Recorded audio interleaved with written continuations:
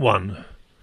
At your interview, you readily admitted that your main strengths were not in engineering design, but you impressed your reviewers with how you compensated for this by your intuitive approach to design issues arising during construction, which you believed required more consideration of the physical conditions of construction from designers. You gave us examples, on the A465 project,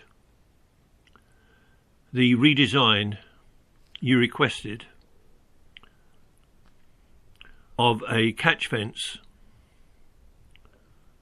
to guard against rock segments falling on a road while the slope was being reprofiled, re-examination of the CBR values for the subgrade to allow a reduction in pavement thickness. You also showed your engineering judgment in engaging specialist engineers to advise on design matters or ground conditions which you had concerns or reservations about, such as the stability and safety of the bridging structure S26 located over a system of casts that you had located and identified from study of historical geological information.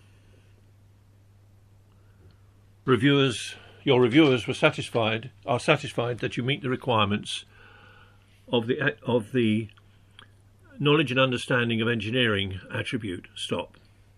2. In addition to the examples referred to in one above, you described how you converted allowable temporary ground loadings to identified items of plant so that the operatives could readily understand and take appropriate measures,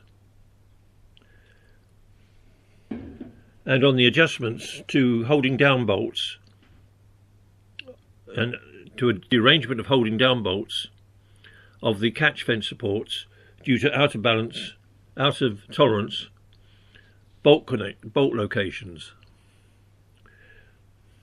You also described how you researched, proposed and gained acceptance of laser spray survey techniques to determine the extent and geometry of the cast structures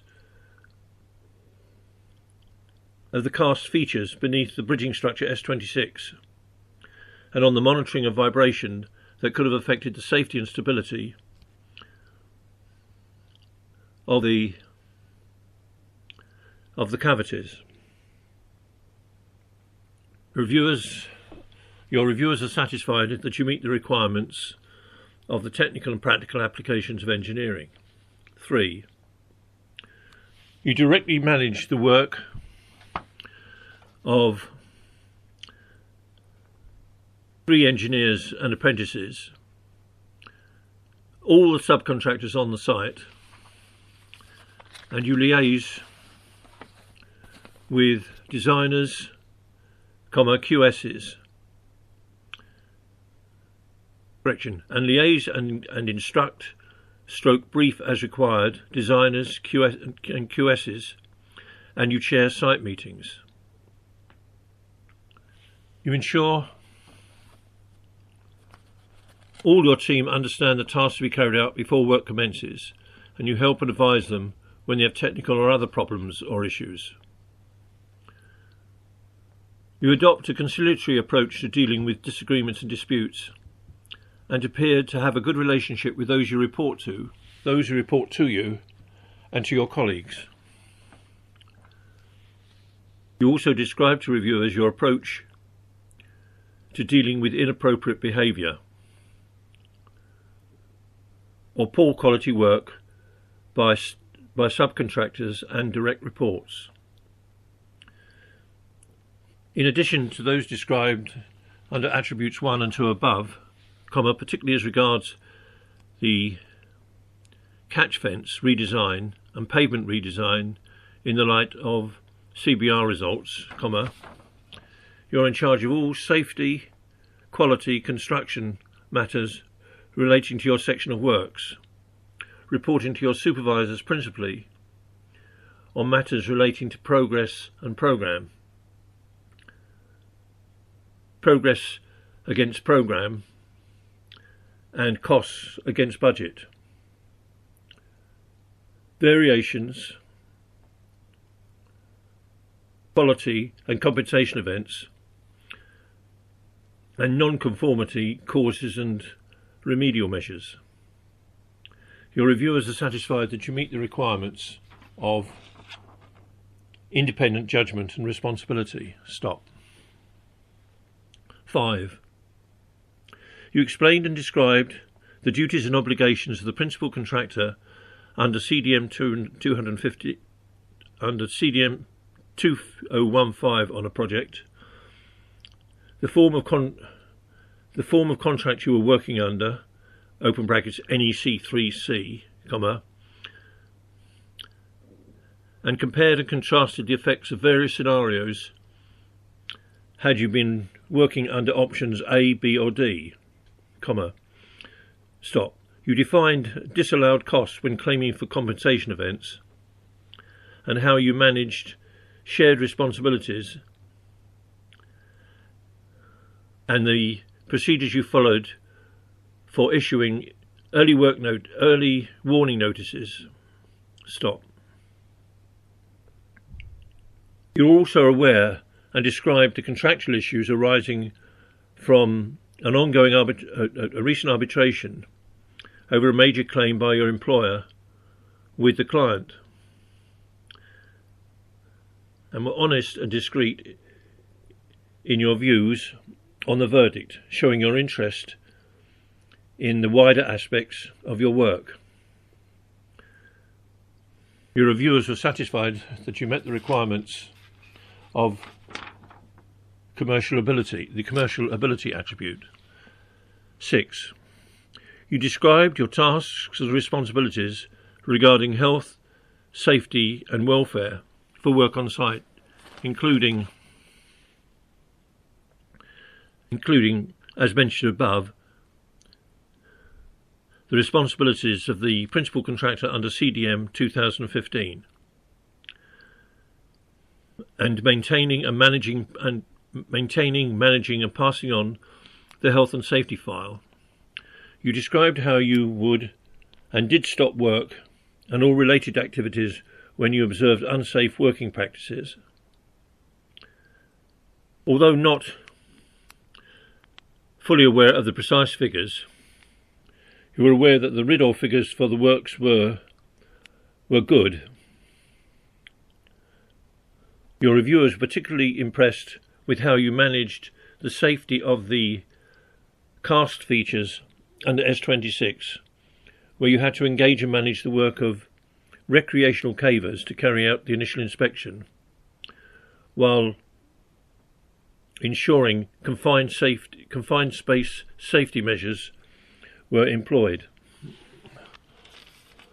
Your reviewers are satisfied that you meet the requirements of the health, safety and welfare attribute. 7.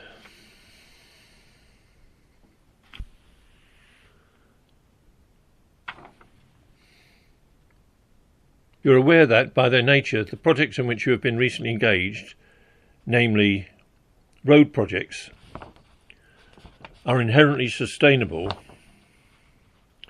in reducing local journey times in the areas served, and how they incorporate the 3 pillars of sustainable development. Nevertheless, you seek wherever possible to adopt minimum weight principles and minimum materials quantities in the works, and in the course of your design overview to reduce the carbon footprint. Stop. You mentioned in your explanation of the 3 pillars of sustainable development how they had to be balanced, and explained your responsibilities and actions working in sites of special scientific interest and carrying out bat surveys and incorporating features in the construction that allowed their free movement. Stop. You also described how you sought to benefit directly local communities and businesses by recruiting personnel locally and sourcing materials from local businesses.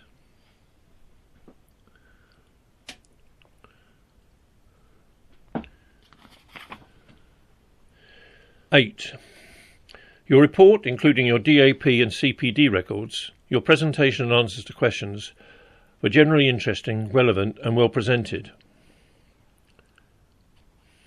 Your liaison work with engineers and others in your company, your colleagues and representatives of other companies and other disciplines seemed effective and productive. You mentioned that while adhering to the view that all persons, irrespective of gender, ethnic background, physical and other features, should be appointed to positions solely according to merit, ability and competence. You explain the policy ideals and high standards of your company on managing diversity in all its forms, how you agreed with them and how you would not allow inappropriate behaviour or comments by others to pass without action on your part. Reviewers are satisfied that you meet the requirements of the interpersonal communications attribute. You are aware of the requirements of the IC Professional Code of Conduct. Regard all the provisions as important, particularly competence and integrity. You involved yourself in local IC events wherever possible, gave talks to young people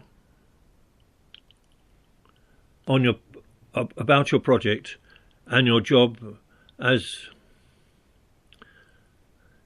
a civil engineer. You kept abreast of civil engineering efforts by reading the NCE regularly. Your reviewers are satisfied that you meet the requirements of the professional commitment attribute. Stop.